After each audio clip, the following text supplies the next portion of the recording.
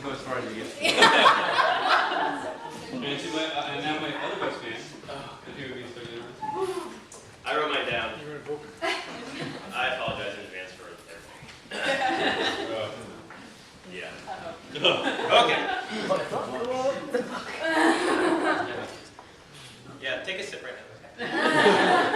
So I am the other best man. Al completes me. So.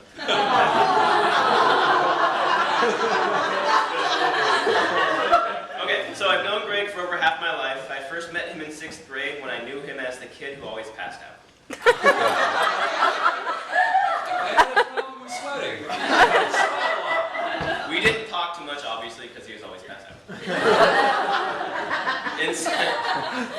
Thank you. Okay. Cheers. In 7th grade, he moved to a different school, and I didn't see him again until high school. I don't remember the moment when we met again. It certainly wasn't a moment like yours. Because it was like 9th grade. But I do recall that it had something to do with guitars. He played, I played, so we became BFFs before BFFs were cool. From the beginning, our relationship was a paradox, two incongruent angles that always seemed to square. He was the extroverted theater guy who always carried around his own spotlight. And I was the introverted writer who was pretty allergic to attention, so stop looking.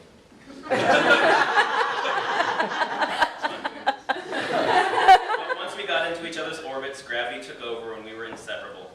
He was there for me when my home was a prison, and he was there for me when I broke out of that prison when I was 15 years old. We were there for each other through our high school years, the late nights, the breakups, the fights, the band fights, family friction, attempts at sex, but not with each other.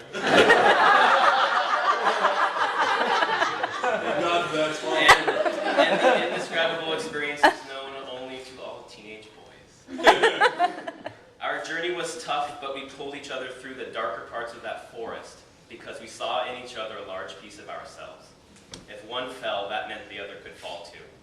And until high school graduation, we spent a good portion of our energy making sure the other person didn't fall. Our fates were married, in a way, twinned to each other like two redwoods sharing the same soil. But then college came, and as it often does, it uprooted us, and Greg went to Oakland, and I went to Oregon. We watched each other from afar, using the metrics of new friends, new stories, and new mistakes. Plenty of those. To gauge our progress. We were on different, page 3 of 8. We were on different paths. Before you take a sip.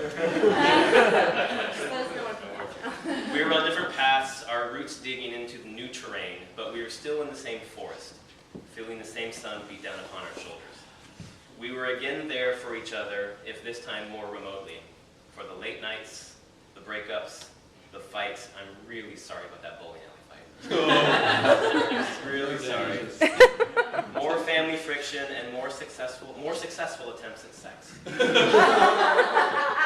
Still not with each other.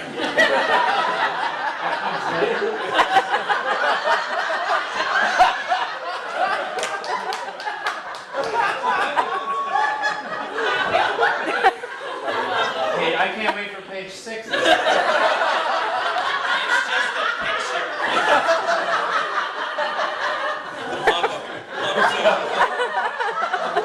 It is a pop-up, yes. And we've continued to be there for each other. Greg was there when I graduated college, married my new BFF, Karen, went to Peace Corps. We had a lot of tears then. A lot of tears then. He was there when my grandma died, though not at the exact moment, of course. I don't know why the hell I wrote that. I thought it'd be funnier.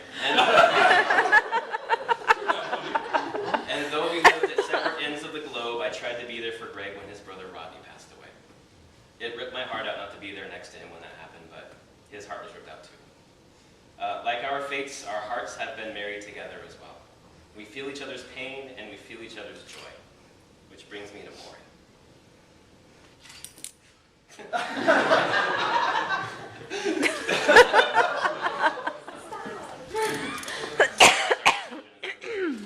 When Greg told me about Maury, I knew. Just like Al said, I just knew. I knew like he knew. You filled, I don't know why I wrote this. You filled him up like no other woman or man ever has.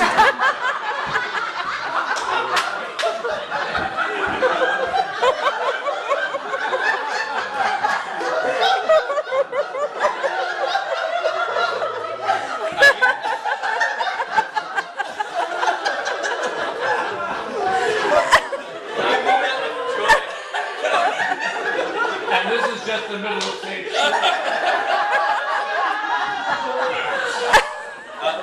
Your waves washing up. You are the hold on.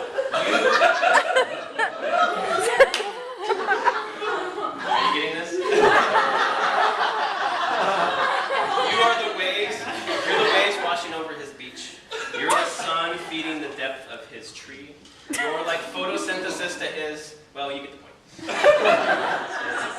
You nurture him, you challenge him, and you've been the catalyst to get him do something he could never seem to do.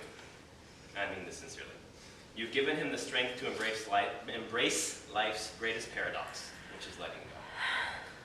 Greg struggled so hard to succeed, so damn hard to be happy. He worked so hard at soul-sucking jobs. He chased dreams down paths that never seemed to end. He tried and he tried, but as a good friend, I think I can say he never got what he wanted. He never found true joy in life, right? The joy that's filling him up, the joy. And then you walked into his life with one more chance, the simplest choice of all. Let go. Leave it all behind. Find your joy by realizing it was never where you were looking. Let go. Come with me. Well, yeah. You fill me with your joy.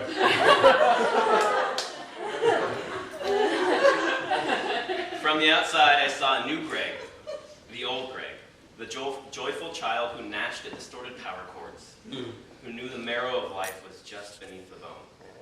It was as though he unzipped. Oh my God!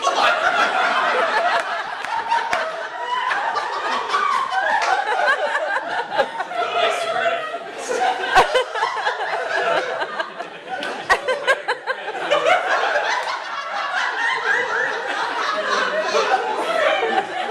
It's like I wasn't trying to write that speech. It just proves every good writer needs an editor.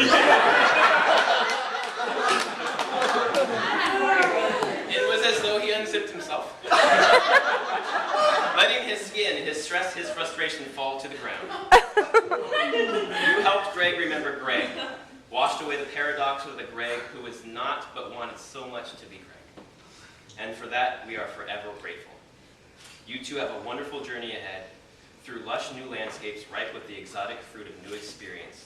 But remember, I'm still in your forest. We're all still in your forest. Your moms, your dads, your siblings, your friends, your acquaintances, everyone in this room, and everyone in any room which rests any heart you've ever touched in your lives. Rodney's still in your forest, just like my grandma's still in mine. Roots go deep, and they don't die when the trees fall, or when you can't see them anymore. Instead, they nourish the soil, which in turn nourishes us. Everyone in our forest becomes us in some way, just as I became you and you became me when we first met each other, walking down that path through that hellacious high school day. And this speech.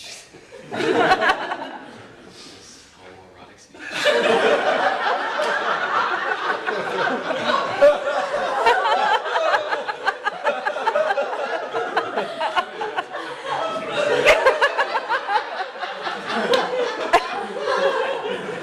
I love you.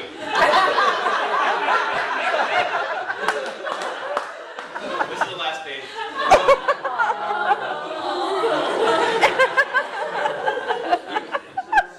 You carry each of us in your hearts as we carry you both, and we cannot wait to feel all the wonderful memories we make together at the edges of this great forest we live in. You have a great life ahead of you, just as each of you have great lives behind you. Notice the singular to the plural. Yeah.